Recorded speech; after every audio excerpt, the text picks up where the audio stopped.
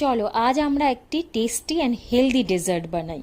যদি তোমরা দুটো কলাকে এইভাবে ম্যাশ করে নাও, এবার এতে 100 গ্রাম বাটার ও 1 কাপ ব্রাউন সুগার পাউডার দিয়ে হ্যান্ড ব্লেন্ডার দিয়ে ভালো করে মিক্স করে নাও। এবার এতে হাফ টিস্পুন দারচিনি পাউডার ও হাফ কাপ দই মিশিয়ে তার মধ্যে 1/4 টিস্পুন ভ্যানিলা এসেন্স দিয়ে ভালো করে মিক্স করে নাও।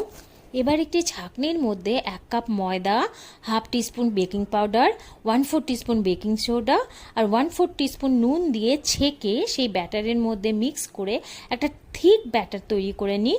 এবার এতে খানিকটা আখরোট কিশমিশ ছোট করে কেটে মিশিয়ে নিই। এবার একটা কেক মোল্ডকে ভালো করে অয়েল গ্রিস করে তাতে ঢেলে ওপর থেকে কালো কিশমিশ আখরোট দিয়ে গার্নিশ করে কড়াইতে 1 ঘন্টা মতো বেক করে নিই। তাহলেই তোমরা পেয়ে যাবে সুপার টেস্টি ফ্লেভারফুল বানানা। এইরকম রেসিপি পেতে হলে আমায় ফলো করো। আজ টাটা।